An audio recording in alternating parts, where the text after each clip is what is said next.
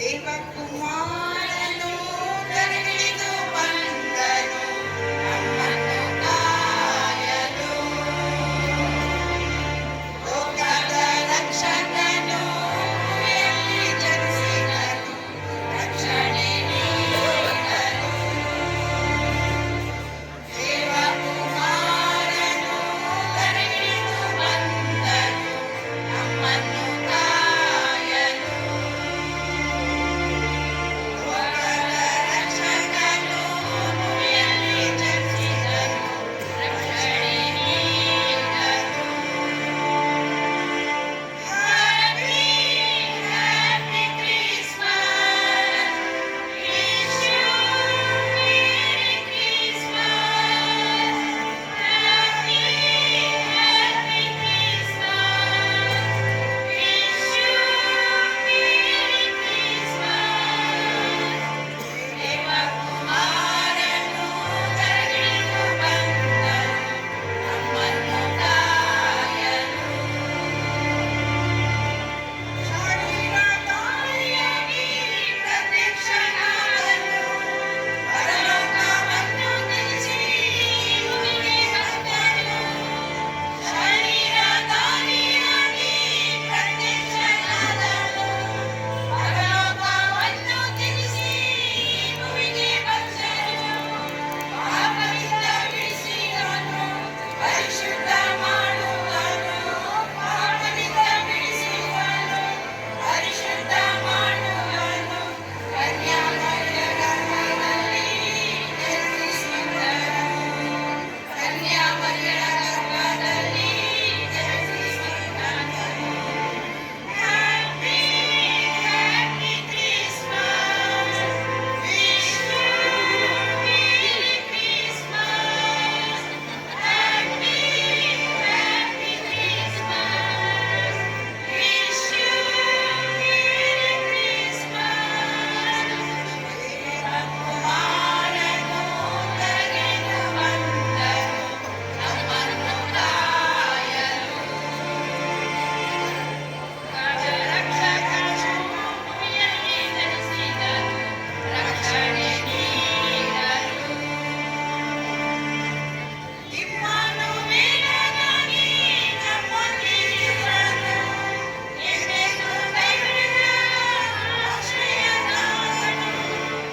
ಇಮ್ಮಾನುವೇಲನಾಗಿ ನಮ್ಮೊಂದಿಗಿರುವನು. ಎಂದೆಂದೂ ಕೈಬಿಡದ ಆಶ್ರಯದಾತನು. ಜೀವ ಸ್ವರೂಪನು ಜೀವವನ್ನು ಕೊಡುವನು. ಜೀವ ಸ್ವರೂಪನು ಜೀವವನ್ನು ಕೊಡುವನು. ನಮಗಾಗಿ ವರವಾಗಿ ಬಂದಂತ ದೇವರು. ನಮಗಾಗಿ ವರವಾಗಿ ಬಂದಂತ ದೇವರು. Happy, happy Christmas. Wish you Merry Christmas. Happy, happy Christmas. Wish you Merry Christmas. ದೇವಕುಮಾರನು ಕರೆಗಿಳಿದು ಬಂದನು ನಮ್ಮನ್ನು ಕಾಯಲು. ಲೋಕದ ರಕ್ಷಕನು ಭೂಮಿಯಲ್ಲಿ ಜನಿಸಿದನು ರಕ್ಷಣೆ ನೀಡಲು. ದೇವಕುಮಾರನು ಕರೆಗಿಳಿದು ಬಂದನು ನಮ್ಮನ್ನು ಕಾಯಲು. ಲೋಕದ ರಕ್ಷಕನು ಭೂಮಿಯಲ್ಲಿ ಜನಿಸಿದನು ರಕ್ಷಣೆ ನೀಡಲು. Happy, happy Christmas. Wish you Merry Christmas. Happy, happy Christmas. Wish you Merry Christmas. ನಾಮಕ್ಕೆ ಸ್ತೋತ್ರವಾಗಲಿ. ಎಲ್ಲರಿಗೂ ಕ್ರಿಸ್ತ ಯೇಸುವಿನ ಮಧುರ ನಾಮದಲ್ಲಿ ಕ್ರಿಸ್ತ ಜಯಂತಿಯ ಶುಭಾಶಯಗಳನ್ನ ನಮ್ಮ ಮಹಿಳಾ ಅನ್ಯೋನ್ಯ ಸಂಘದ ಸದಸ್ಯರು ತಿಳಿಸಲಿದ್ದಾರೆ.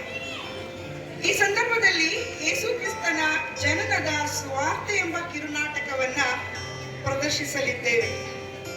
ನಮ್ಮ ಕರ್ತನಾದ ಯೇಸು ಕ್ರಿಸ್ತನ ಜನನವು ಆಕಸ್ಮಿಕವಾದದ್ದಲ್ಲ.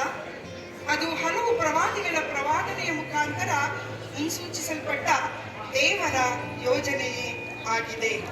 ಅಂತೆಯೇ ನಮ್ಮ ಮಹಿಳಾ ಅನ್ಯೋನ್ಯ ಸಂಘದ ಸದಸ್ಯರು ಪ್ರವಾದಿಗಳ ಮಾತನ್ನ ಸತ್ಯವೇದದ ಮೂಲಕ ಪ್ರಸ್ತುತಪಡಿಸಲಿದ್ದಾರೆ. ಬನ್ನಿರಿ, ಆಲಿಸುವುದರ ಮೂಲಕ ವೀಕ್ಷಿಸೋಣ.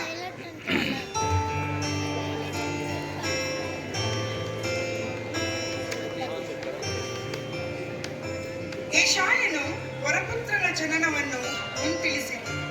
ಯೆಶಾಯ 7:14 ಪ್ರಕಾರವಾಗಿ ನುಡಿಯುವಂತಹ ಮಾತನ್ನ ನಮ್ಮ ಮನೋಹರಮ್ಮನವರು ನುಡಿಯಲಿದ್ದಾರೆ.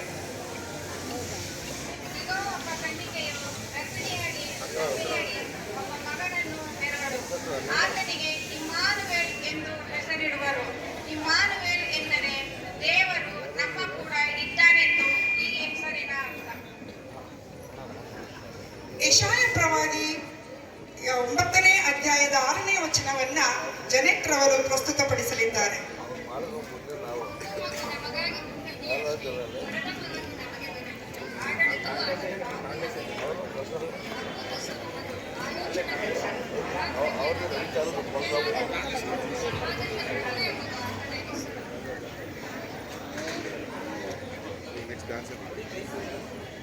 ಜನೆಟ್ ರವರು ಮುಂದೆ ಬನ್ನಿ, ಹೇಳಿ.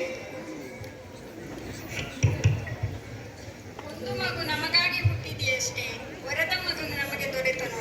ಆಡಳಿತವು ಆತನ ಬಾಹುವಿನ ಮೇಲೆ ಇರುವುದು. ಅದ್ಭುತ ಸ್ವರೂಪನು, ಆಲೋಚನಕರ್ತನು, ಪರಾಕ್ರಮ್ಯದ ದೇವರು, ನಿತ್ಯನಾದ ತಂದೆ, ಸಮಾಧಾನದ ಪ್ರಭು ಎಂಬುದು ಆತನ ಹೆಸರು.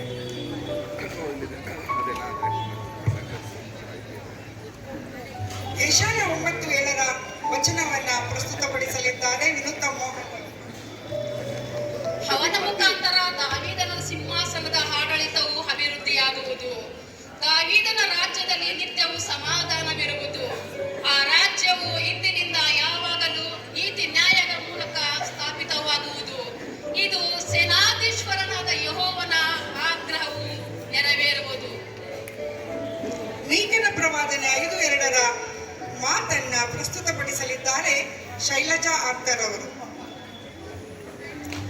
ಎಫ್ರಾತದ ಬೆತ್ಲೆಹೇಮೆ, ಯಹೂದ ಗ್ರಾಮಗಳಲ್ಲಿ ನೀನು ಚಿಕ್ಕದಾಗಿದ್ದರೂ ಇಸ್ರಾಯೇಲರನ್ನು ಆಳತಕ್ಕವನು ನಿನ್ನೊಳಗಿಂದ ಹೊರಡುವನು. ಆತನ ಹೊರಡೋಣವು ಪುರಾತನವೂ ಅನಾದಿಯೂ ಆದದ್ದು. ಯೆರೆಮೀಯ 23:5 ಪ್ರಕಾರವಾಗಿ ನುಡಿಯುವಂತಹ ಮಾತುಗಳನ್ನು ನುಡಿಯಲಿದ್ದಾರೆ ಸಂಧ್ಯಾ ಸಂಪತ್ರವರು. ದಾವೀದನ ಸಂತಾನದಿಂದಲೂ ದಾವೀದನು ಇದ್ದ ಗ್ರಾಮವಾದ ಬೆತ್ಲೆಹೇಮ್ ಎಂಬ ಗ್ರಾಮದಿಂದಲೂ ಕ್ರಿಸ್ತನು ಬರುವನು. ಅರಣ್ಯಕಾಂಡ 24:17 ಪ್ರಕಾರವಾಗಿ ಬಿಳಾಮನಿಗುಂಟಾದ ದೈವೋಕ್ತಿಯನ್ನು ಹೇಳಲಿದ್ದಾರೆ ಪ್ರಫುಲ್ಲ ಸುನಿಲ್ ರವರು. ಯಾಕೋಬನ ವಂಶದಲ್ಲಿ ನಕ್ಷತ್ರಪ್ರಾಯದವನು ಉದಯಿಸಿದ್ದಾನೆ. ಇಸ್ರಾಯೇಲ್ಯರಲ್ಲಿ ರಾಜದಂಡವನ್ನು ಹಿಡಿದವನು ಕಂಡು ಬಂದಿದ್ದಾನೆ. ಕೀರ್ತನೆಗಳು 24:9 ಮತ್ತು 10 ವಚನಗಳನ್ನ ನುಡಿಯಲಿದ್ದಾರೆ ಮೇರಿ ಜೋಸ್ಪಿನ್ ಅಕ್ಕನವರು. ದ್ವಾರಗಳೇ ಉನ್ನತವಾಗಿರ್ರಿ, ಪುರಾತನವಾದ ಕದಗಳೇ ತೆರೆದುಕೊಂಡಿರ್ರಿ. ಮಹಾಪ್ರಭಾವವುಳ್ಳ ಅರಸನು ಆಗಮಿಸುತ್ತಾನೆ. ಮಹಾಪ್ರಭಾವವುಳ್ಳ ಅರಸನು ಯಾರು? ಸೇನಾಧೀಶ್ವರನಾದ ಯೆಹೋವನೇ.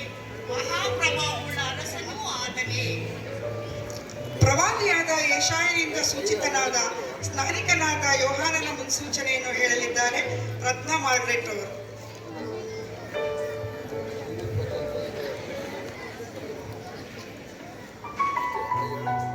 ಕರ್ತನ ದಾರಿಯನ್ನು ಸಿದ್ಧ ಮಾಡಿರಿ, ಆತನ ಹಾದಿಗಳನ್ನು ನೆಟ್ಟಗೆ ಮಾಡಿರಿ.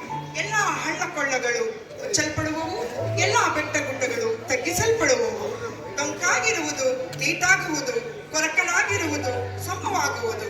ಎಲ್ಲ ಮನುಷ್ಯರು ದೇವರಿಂದ ಸಿದ್ಧವಾಗುವ ರಕ್ಷಣೆಯನ್ನು ಕಾಣುವರು. ನಮ್ಮ ಪ್ರವಾದನ ವಾಕ್ಯ ಮುಗಿತು. ಈಗ